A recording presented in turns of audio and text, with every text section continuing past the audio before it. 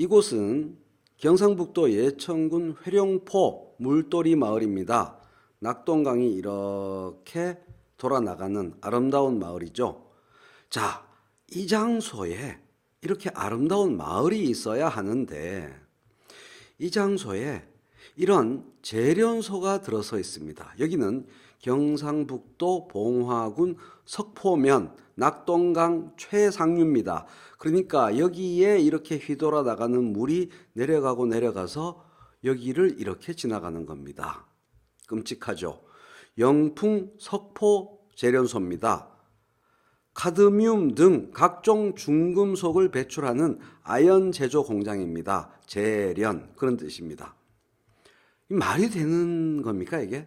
어떻게 이런 일이?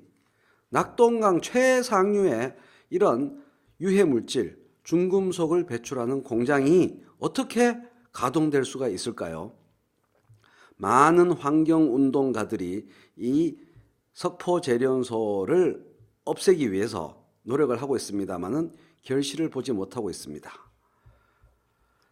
카드뮴이 얼마나 문제가 되느냐? 지금 보고 계시는 사진은 일본에서 공해 산업으로 각종 희생자들이 생겼을 때 왼쪽에 보시는 사진은 이따이 병, 이따이 아파요 병이고 오른쪽은 미나마타 병입니다. 똑같이 중금속으로 인해서 생기는 미나마타 병에 걸린 아들을 돌보는 어머니의 사진, 유명한 사진이죠. 일본에서 쫓겨난 환경오염 산업, 공해 산업이 한국으로 넘어온 겁니다. 환경법 같은 게 없었던 1970년에 설립되었어요.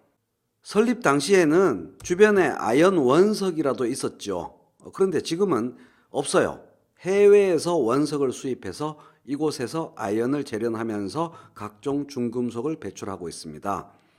낙동강 1300만 영남인들의 생명과 건강을 위협하는 죽음의 공장입니다. 영풍 석포재련소, 영풍문고, 바로 그 회사입니다. 원내대표를 그만둔 홍영표 의원이 안동에 왔습니다. 21일 오후에 원내대표 임기 종료 후 첫 외부 일정으로 경북 안동을 방문해서 권영세 안동시장과 만난 후에 기자간담회를 가졌습니다. 환경부로서는 적당히 넘어가지 않을 것이다. 완전히 근본적인 대책을 세우거나 필요하다면 공장 폐쇄까지도 해야 할 것이다. 홍영표 전 원내대표는 20대 국회 전반기 환경노동위원장을 지냈습니다. 영풍재련소에 대한 정부의 강력한 조치를 계속 주문했던 의원이죠. 지금까지 석포재련소가 법을 악용하면서 환경오염 문제를 방치해왔다. 이번에 환경부로서는 적당히 넘어가지 않을 거다. 완전히 근본적인 대책을 세우거나 필요하다면 공장 폐쇄까지도 해야 할 것이다.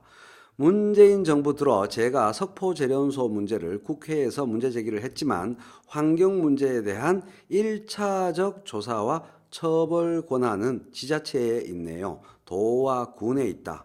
환경부도 권한 자체가 제한되어 있다. 많은 분들이 정부가 방치한다고 하지만 그런 게 아닙니다. 국회에서 아무리 문제 제기를 해도 지자체가 움직이지 않으니 진전이 없었습니다. 심지어 영풍은 로비스트를 고용했습니다. 전직 환경부 공무원이나 지자체 공무원을 채용해서 로비스트로 활용하면서 근본적인 대책도 세우지 않았습니다. 지금은 그게 안 되지 않습니까? 문재인 정부 들어와서 환경부가 직접 나서서 올해 봄에 환경부가 이 석포재련소에 대한 각종의 제재 조치에 들어갔습니다. 그래서 과거에 못했던 조치를 어찌 됐든 취한 거 아닙니까? 몇십 년 만에 처음입니다. 다시 한번 말씀드리지만 환경오염 단속권이 지자체로 넘어가 있습니다. 적어도 국회에서 몇 년 전에 문제 제기했을 때나 주민들이 환경오염에 대한 피해를 이야기할 때 지자체가 적극적으로 했으면 이렇게까지 방치되지는 않았을 거라고 봅니다. 자, 이제 어쨌든 이제 정부의 한계를 넘어서서 국회와 정부가 힘을 합쳐서 그리고 지자체를 압박하고 지자체와 힘을 합쳐서 이 영풍 석포재련소 반드시 이제는 1970년부터 있어 왔던 낙동강을 오염시켰던 이 영풍 석포재련소 반드시 없애야 됩니다. 국민들의 힘, 도민들의 힘이 결합되면서 제대로 된 이런 환경 적폐 청산 꼭 해내야 합니다. 그러면 경북 도민들이, 경남 도민들이 이렇게 낙동강을 깨끗하게 만드는데 힘을 쓴 정부, 여당 그 노력을 이해해 주고 인정해 줄 거라고 생각합니다.